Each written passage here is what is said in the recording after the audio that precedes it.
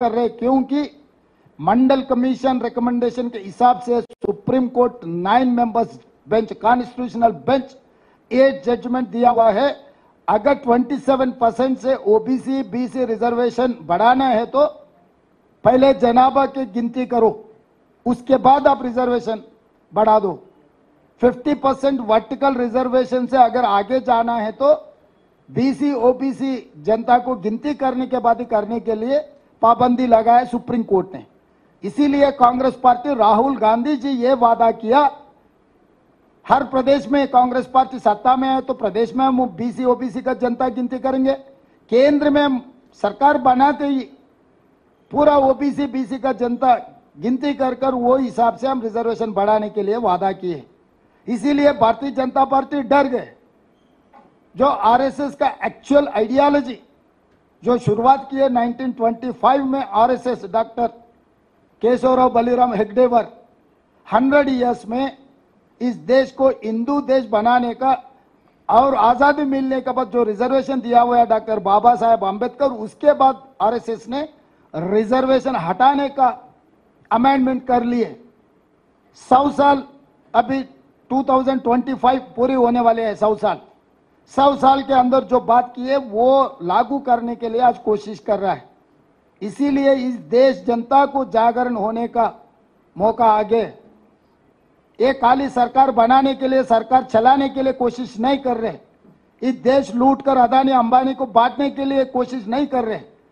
इस देश को और संविधान को बदलाने के लिए साजिश चल रहे। इसको रोकने का जिम्मेदारी हर नवयुवता के ऊपर है। इसीलिए हम लोग कोशिश कर रहे हैं याद दिलाने के लिए इन लोगों के सोच धारा कैसे है, ये लोग आगे क्या करने वाले हैं।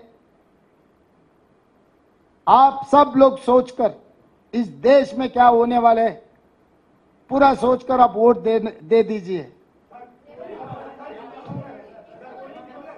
पोलिंग परसेंट, कभी भी पोलिंग परसेंटेज कहीं कम हो रहा बोले तो सरकार के ऊपर नाराज है तो लोग पोलिंग परसेंटेज, क्योंकि भरोसा टूट गए सरकार के खिलाफ, अगर लोग कुछ बोले तो पोलिंग परसेंटेज में दिखता है।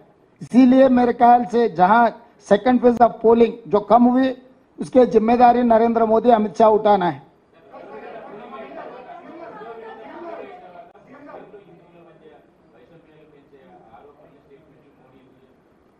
భయం, ఓటమి భయం, ఓటమి భయం. నరేంద్ర మోడీ గారు భాషల మధ్య, మతాల మధ్య, ప్రాంతాల మధ్య చిచ్చు పెట్టి తద్వారా రాజకీయ ప్రయోజనం పొందాలనే ప్రయత్నం చేస్తుండ్రు. ఈ దేశ ప్రజలు విఘ్నులు. తరతరాలుగా మన మధ్యలో ఉన్న సత్సంబంధాలు నరేంద్ర మోడీ గారు పెట్టే భయానికి లొంగరు.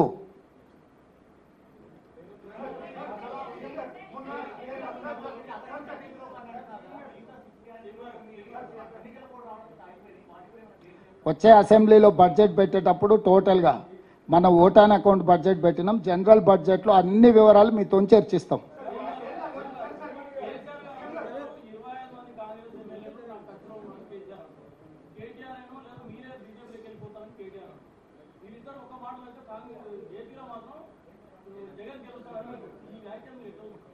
అంటే వాళ్ళ చపల చిత్తము, వాళ్ళ యొక్క భయము, లేకపోతే అవగాహన రాహిత్యము ఈ మాటలను బట్టి మనం చూడొచ్చు. అసెంబ్లీలో సమస్యల మీద చర్చిద్దామంటే చంద్రశేఖరరావు పారిపోయిండు. కానీ ఓ టీవీ స్టూడియోలో కూర్చొని 4 గంటలు రాసుకోర సాంబా అన్నట్టుగా అడిగేటోడు ఆయనోడే, చూపించేటోడు ఆయనోడే, రాసుకునేటోడు ఆయనోడే.